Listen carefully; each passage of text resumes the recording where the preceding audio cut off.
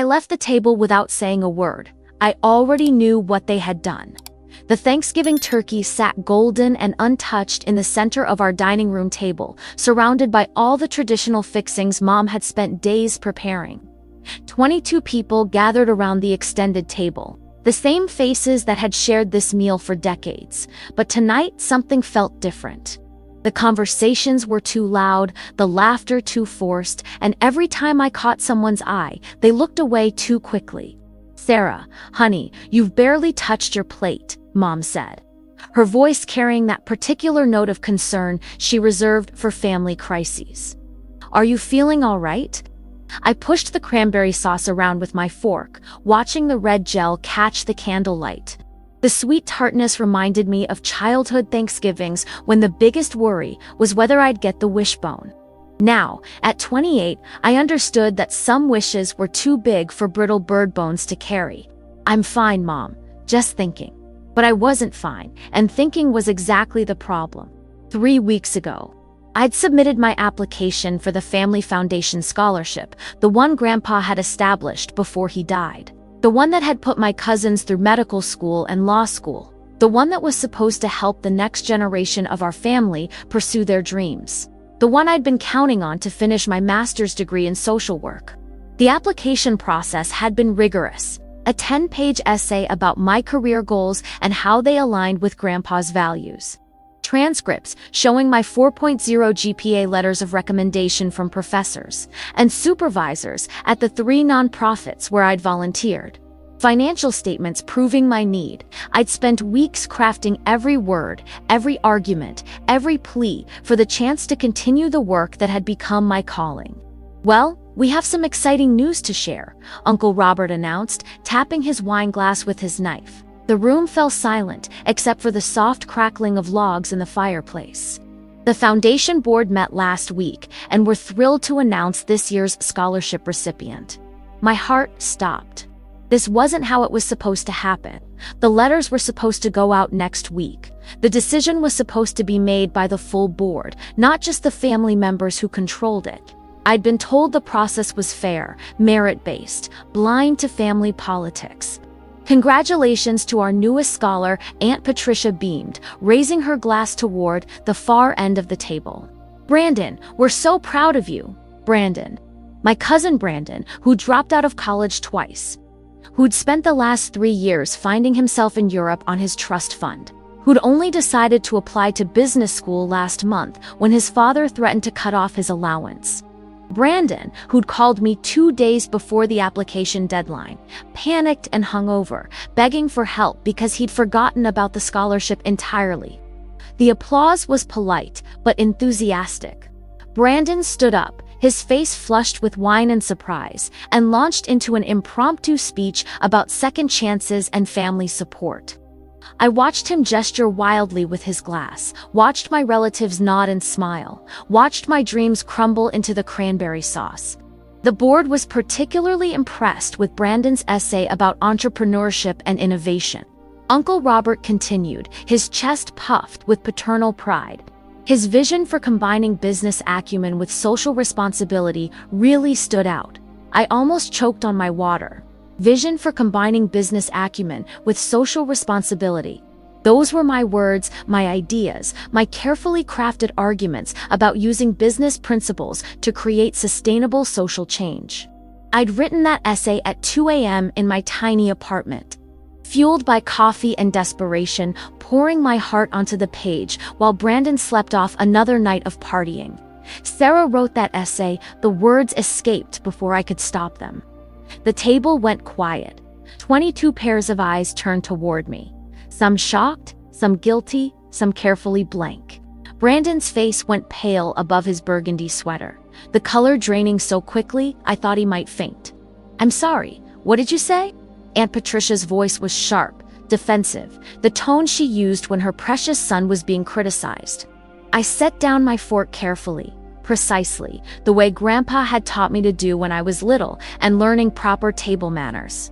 My hands were shaking, but my voice was steady. I said I wrote Brandon's essay. He called me for help, and I wrote the entire thing for him. The silence stretched like a held breath. Uncle Robert's face cycled through several colors before settling on an alarming shade of purple. Aunt Patricia clutched her pearls, literally clutched them, as if they might protect her from the truth I'd just spoken. "Sarah, that's a very serious accusation," Uncle Robert said, his lawyer voice sliding into place like armor. "The Foundation Board takes academic integrity very seriously. I'm sure they do." I looked around the table, taking in each face. My mother's horrified expression, my father's careful neutrality, my cousin's various degrees of discomfort. I'm also sure they take family loyalty very seriously. More seriously than merit, apparently. "Now wait just a minute," Brandon started, but I held up my hand. "No, you wait."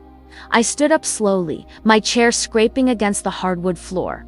The sound echoed in the sudden stillness like a gunshot. "I've spent 4 years maintaining a 4.0 GPA while working 2 jobs to pay for school.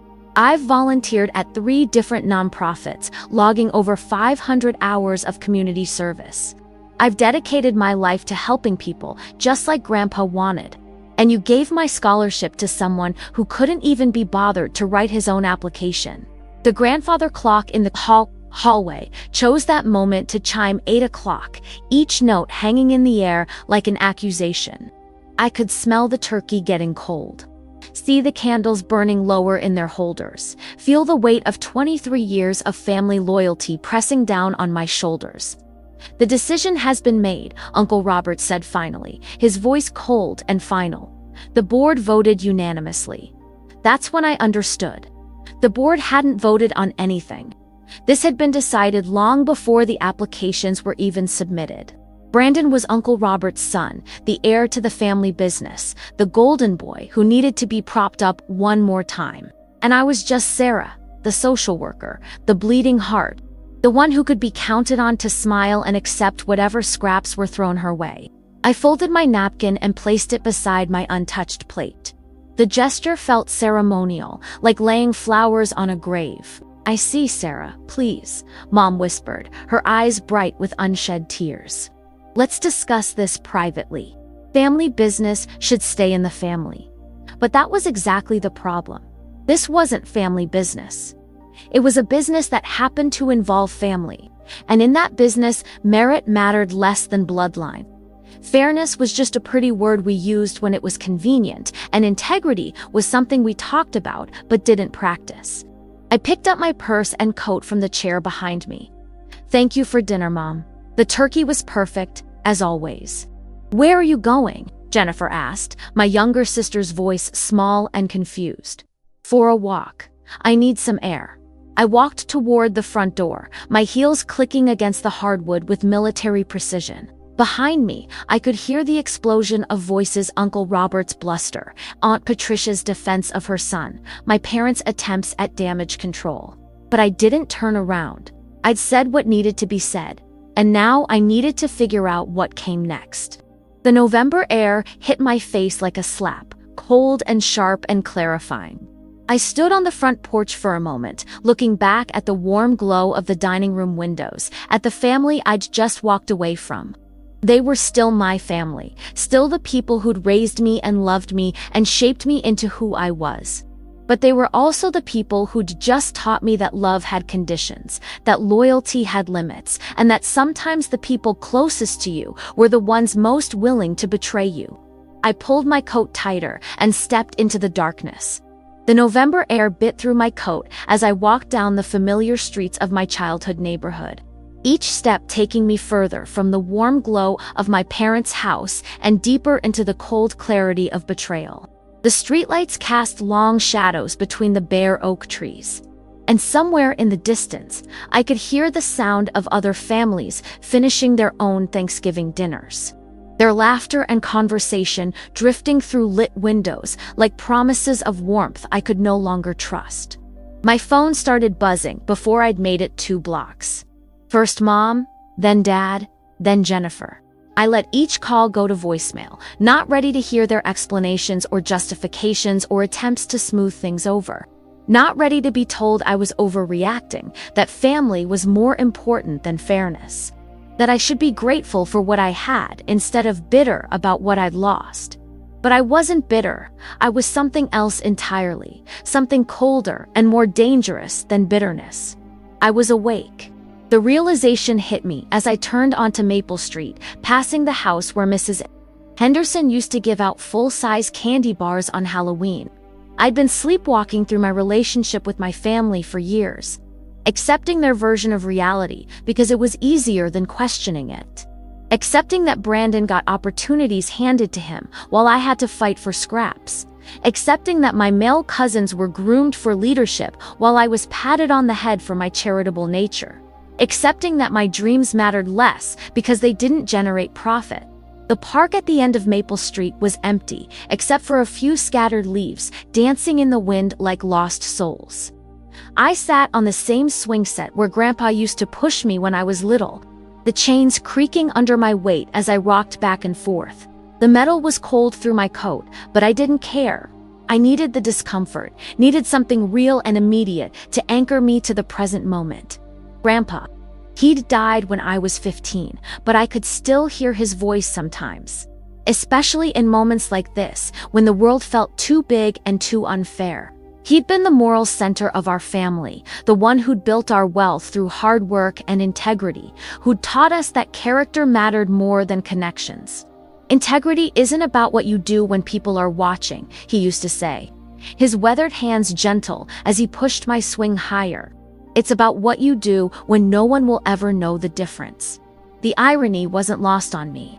Here I was, the only one in the family who'd actually internalized his lessons, and I was the one being punished for it. The scholarship he'd established to reward merit and character had been perverted into just another tool for maintaining family hierarchy. My phone buzzed again. This time it was a text from Jennifer. "Come back, we can fix this." But some things couldn't be fixed. Some betrayals were too fundamental to revealing of character to be smoothed over with apologies and promises. This wasn't just about money or even about the scholarship. This was about who we were as a family, about what we valued, about whether the principles Grandpa had tried to instill in us meant anything at all. I thought about Brandon's face when I'd called him out. Not shame, not guilt, but surprise. He'd been genuinely shocked that I would speak up, that I would break the unspoken rule of family harmony that kept everyone smiling and nodding while injustice played out in real time. He'd expected me to swallow it quietly, the way I'd swallowed so many other small slights and oversights over the years. The way I'd swallowed being passed over for family business opportunities because I'd chosen social work instead of law or medicine. The way I'd swallowed watching my male cousins get investment money for their startups while my nonprofit work was dismissed as charity. The way I'd swallowed years of subtle messages that my dreams mattered less because they didn't generate profit or prestige. A car pulled up to the curb, and I recognized Dad's old Honda. He got out slowly, his hands shoved deep in his coat pockets, and walked toward me with the careful gait of someone approaching a wounded animal. His breath formed small clouds in the cold air, and I could see the exhaustion in his shoulders, the weight of trying to keep peace in a family that had forgotten what peace actually meant. "Your mother's worried sick," he said, settling onto the swing beside me. The chains protested under his weight, but held. "I'm sure she is." We swung in silence for a few minutes, the chains creaking in rhythm like a rusty lullaby.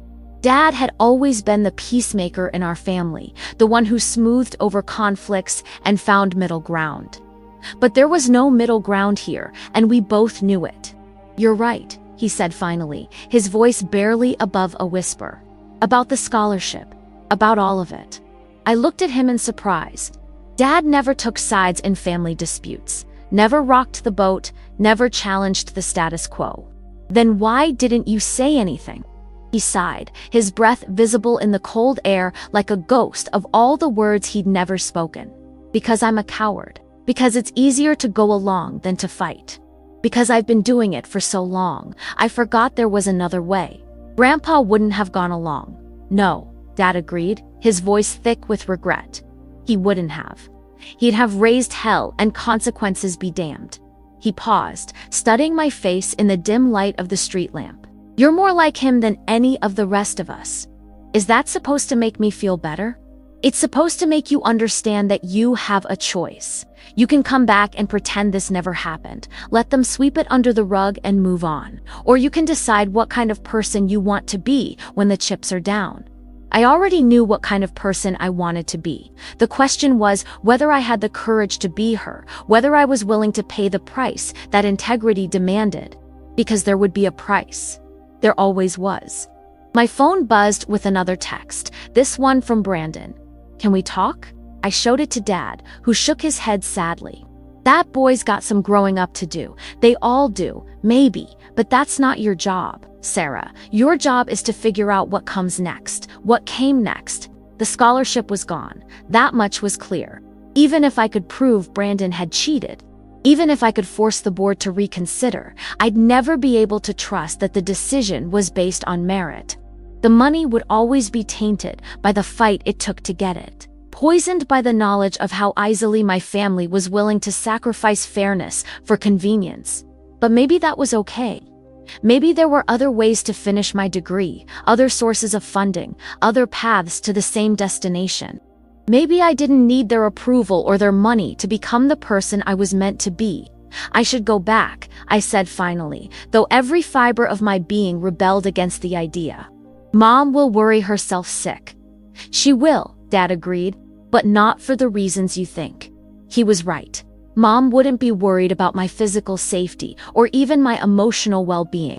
She'd be worried about the family's reputation, about the cracks I'd exposed in their carefully constructed facade, about the uncomfortable questions my outburst would raise. But I couldn't stay angry forever.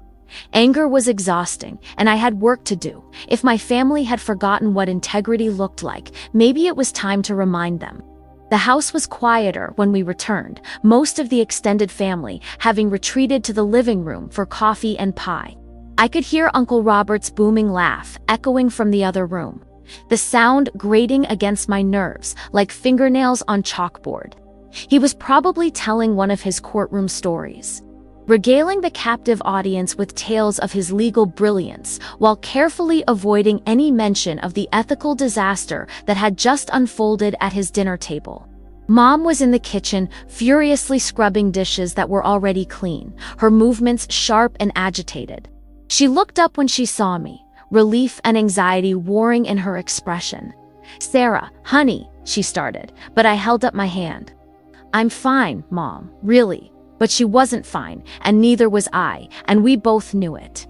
The careful equilibrium our family had maintained for decades had been shattered by a few moments of honesty, and none of us knew how to put the pieces back together.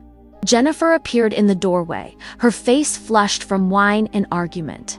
"Brandon wants to talk to you," she said, her voice carefully neutral. "He's in Dad's study." I found him sitting behind Dad's desk, staring at a framed photo of Grandpa that had sat in the same spot for 20 years. The picture showed Grandpa at his retirement party, surrounded by employees and family, his face beaming with pride and satisfaction. He looked like a man who'd lived according to his principles, who'd built something meaningful and lasting. Brandon looked younger than his 26 years, his face pale and uncertain in the lamplight. His usually perfect hair was disheveled, and there were wine stains on his expensive shirt. For the first time since I'd known him, he looked genuinely vulnerable. "I didn't know," he said without looking up. "About your application. I mean, I didn't know you'd applied for the same scholarship." "Yes, you did." I sat down in the chair across from him, the same chair where I'd received countless lectures about responsibility and integrity when I was growing up. The leather was worn smooth by decades of difficult conversations. "You knew because I told you. When you called me for help with your essay, I mentioned that I was applying too." He was quiet for a long moment, his fingers drumming against the desk surface in a nervous rhythm. "I was drunk when I called you. I don't remember much of that conversation. You remember enough. Look, Sarah, I'm sorry, okay? I didn't mean for it to happen this way. If you'd known that you were taking something that belonged to someone else, that you were cheating, that you were letting your family buy your way out of another mess." His face flushed red, anger and shame mixing in equal measure. "It's not like that. Then what is it like, Brandon? Explain it to me, because I'm having trouble understanding how this is anything other than exactly what it looks like. He stood up abruptly, pacing to the window that overlooked Mom's garden.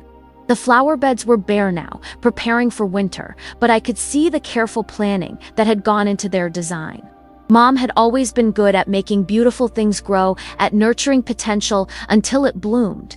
"You don't understand the pressure I'm under," Brandon said, his voice tight with frustration. "Dad expects me to take over the business, but I'm not ready.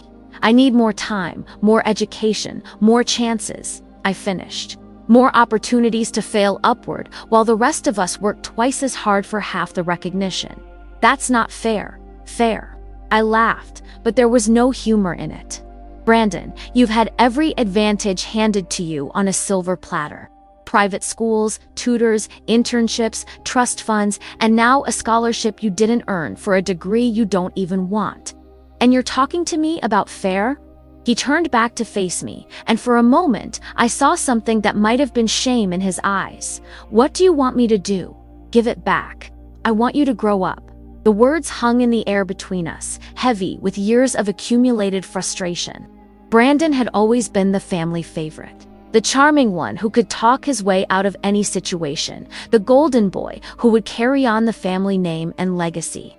But charm only carried you so far, and eventually reality caught up. "The essay you wrote," he said quietly, sinking back into the chair.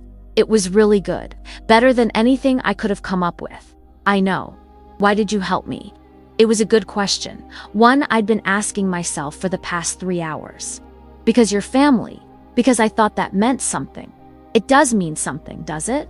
Because from where I'm sitting, it looks like family means covering for each other's mistakes and making sure the right people get ahead. Regardless of merit, Brandon was quiet for a long moment, staring at his hands. When he spoke again, his voice was barely above a whisper. "I never wanted any of this. The business, the expectations, the pressure to be something I'm not. Sometimes I think about just walking away from all of it. So why don't you?" "Because I don't know how to be anything else." And there it was, the truth that had been hiding underneath all the bluster and entitlement. Brandon wasn't malicious. He was lost. He'd been handed so many opportunities that he'd never learned to create his own.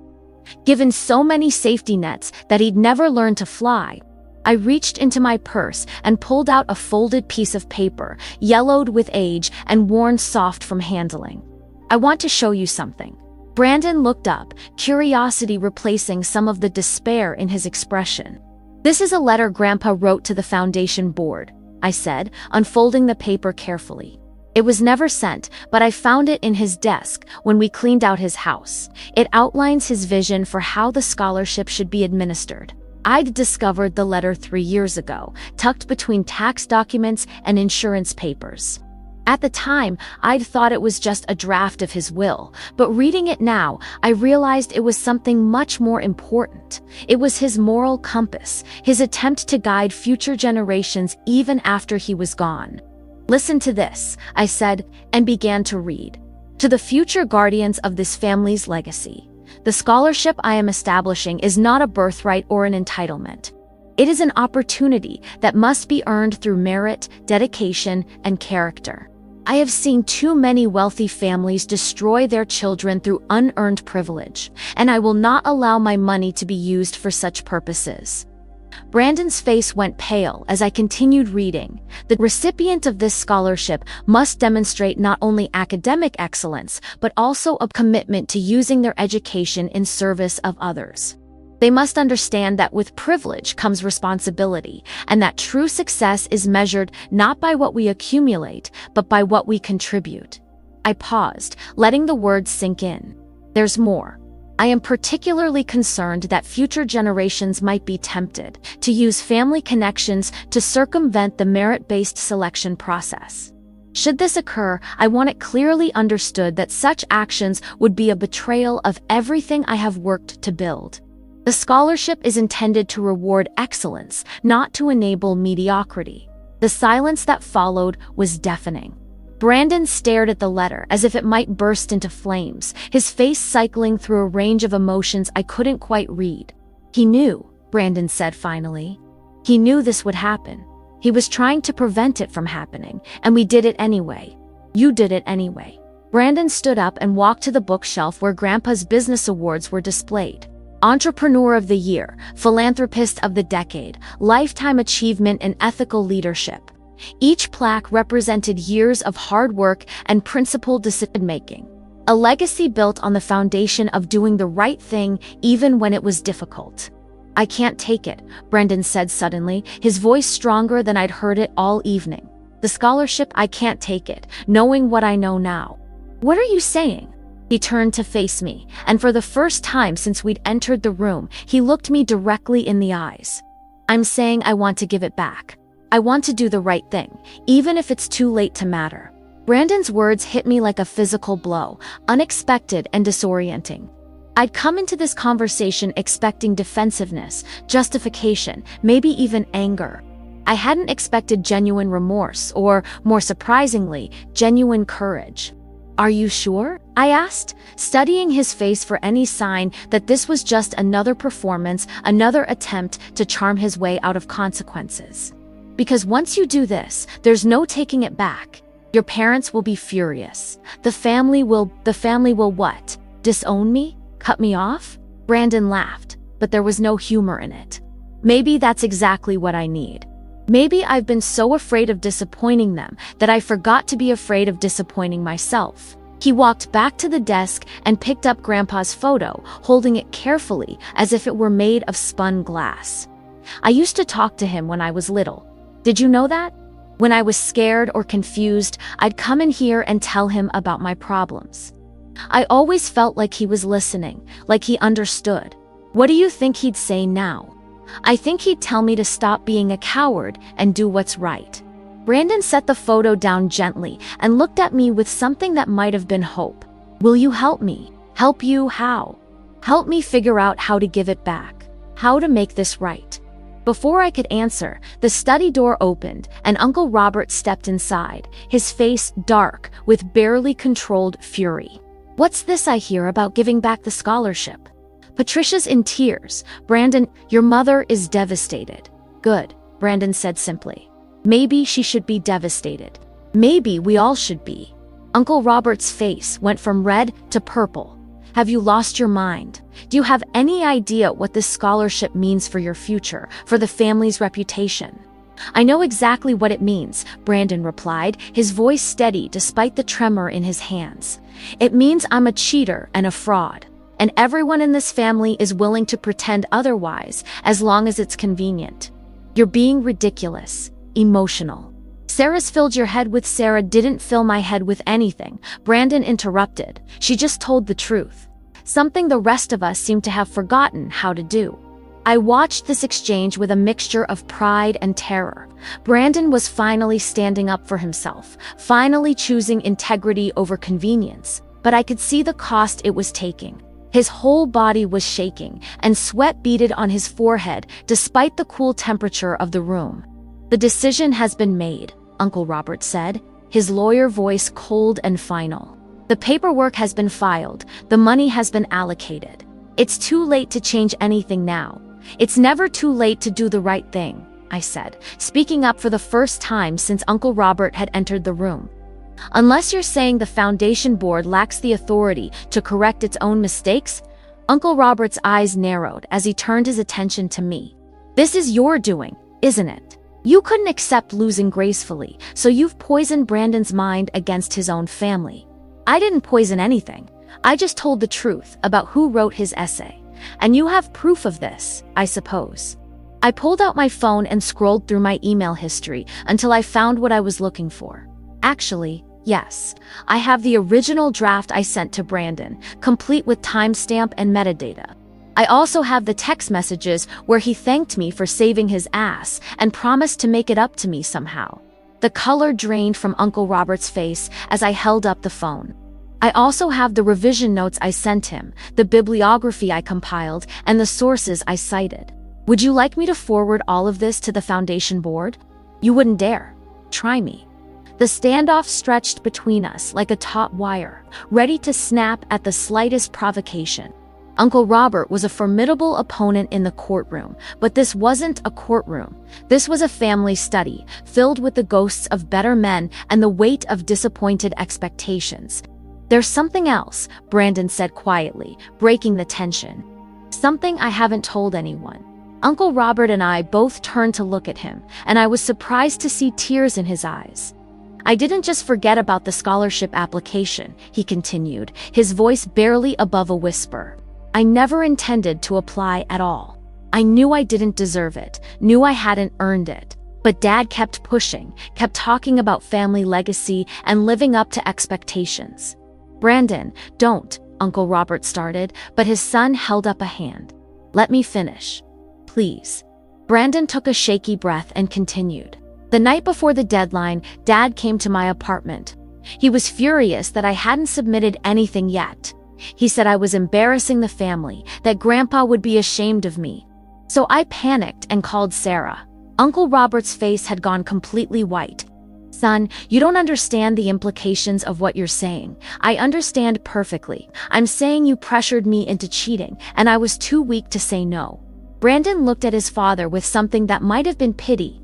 "I'm saying we've both been living a lie, and I'm tired of pretending otherwise." The door opened again, and this time it was Dad who entered, followed by Mom and Aunt Patricia. The small study suddenly felt crowded, filled with the weight of too many people carrying too many secrets. "What's going on in here?" Mom asked, her eyes darting between the three of us. We could hear shouting from the living room. "Brandon's having some kind of breakdown," Uncle Robert said quickly. Sarah's filled his head with nonsense about giving back the scholarship. "It's not nonsense," Brandon said, his voice growing stronger with each word. "It's the right thing to do. The only thing to do." Aunt Patricia let out a small sob.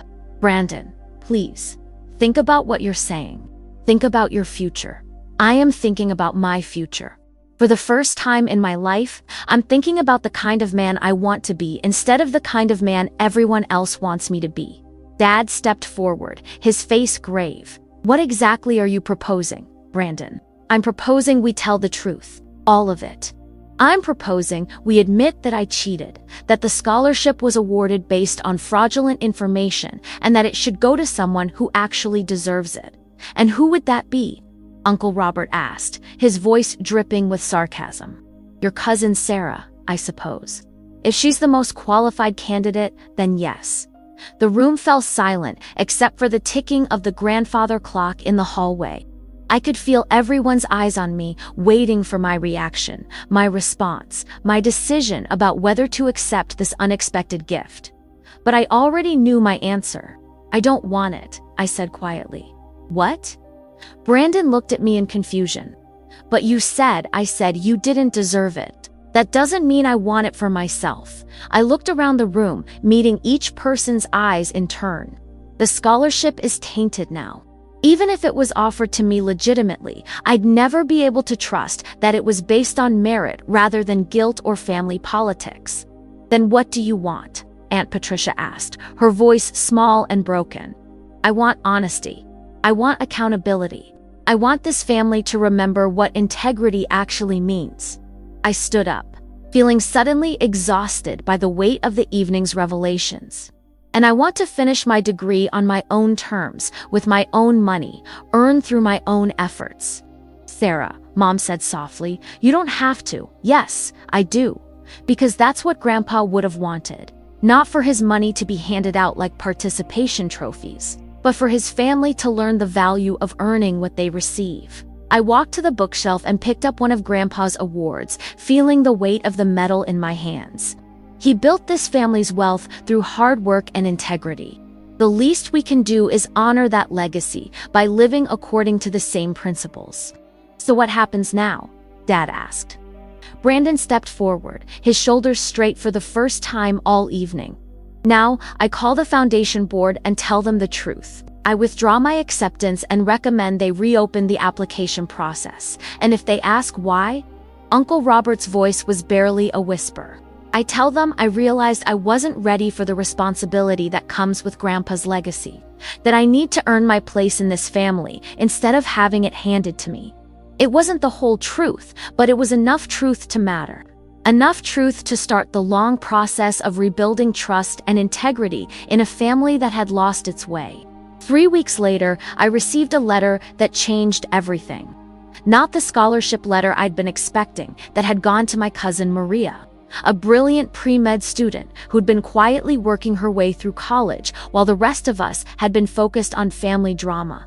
She deserved it more than any of us, and her acceptance speech at the family Christmas dinner had been a masterclass in grace and gratitude. No, this letter was from something called the Henderson Foundation, a nonprofit I'd never heard of that somehow knew about my work with homeless families and my plans for graduate school. The letter was handwritten on cream-colored stationery, the kind that spoke of old money and older values. "Dear Ms. Sarah," it began. "We have heard about your recent family situation through mutual acquaintances, and we are impressed by your commitment to integrity even when it came at personal cost. We would like to offer you a full scholarship to complete your master's degree, with no strings attached and no family politics involved. The only requirement is that you continue to live according to the principles that guided your recent decisions." I read the letter 3 times before the words sank in. A full scholarship, enough to cover not just tuition but living expenses, books, everything I needed to finish my degree and start my nonprofit. From strangers who valued character over connections, merit over manipulation. The letter was signed by someone named Eleanor Henderson, and a quick internet search revealed that she was the widow of a businessman who'd known Grandpa decades ago. They'd apparently been friends, sharing similar values about integrity and hard work. When she'd heard about our family's scholarship drama through the small world network of philanthropists, she decided to take action. Sometimes, she'd written in a postscript, the best way to honor someone's memory is to support the people who remind us of their values. I was sitting in my apartment, the letter spread on my kitchen table, next to a cup of coffee that had long since gone cold, when my phone rang. It was Brandon. "I wanted to thank you," he said without preamble, "for calling me out. For not letting me get away with it." "You don't need to thank me for that." "Yes, I do. I've been thinking about what you said, about growing up. I realized I've been sleepwalking through my life, letting other people make my choices for me. That's not living, that's just existing." I could hear something different in his voice, a clarity that hadn't been there before. "What are you going to do now?" "I got a job," he said, and I could hear the pride in his voice. "Nothing fancy, just waiting tables at a restaurant downtown. But it's mine, you know? I earned it myself, and I'm actually good at it." "That's wonderful, Brandon. I'm also going to pay you back."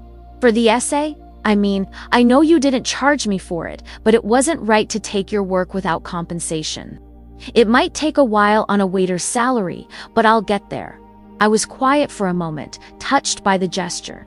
"You don't have to." "Yes, I do. It's part of growing up, right? Taking responsibility for your mistakes." After we hung up, I sat in the morning sunlight, streaming through my kitchen window, and thought about the strange turns life could take. A month ago, I'd been angry and betrayed, convinced that my family had forgotten everything important about integrity and fairness. Now, I was beginning to see that maybe we hadn't forgotten so much as lost our way, and sometimes it took a crisis to find the path back to who we were supposed to be. The Henderson Foundation scholarship would allow me to finish my master's degree and pursue my dream of opening a nonprofit focused on family counseling. The irony wasn't lost on me that my own family crisis had clarified my calling, had shown me how much healing was needed in the world and how much good could come from honest conversation and genuine accountability. My phone buzzed with a text from Jennifer. "Family dinner this Sunday? Mom's making pot roast." I smiled and typed back, "I'll be there."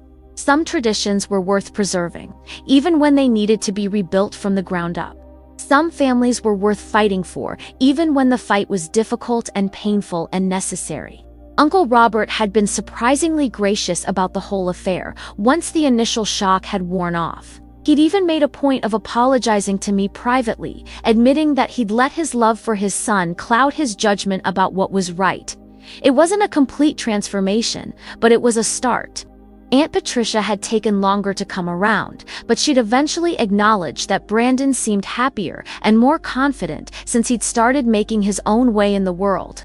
"He's becoming the man I always hoped he could be," she'd told me at Christmas, tears in her eyes. "I just wish it hadn't taken so long for us to let him try."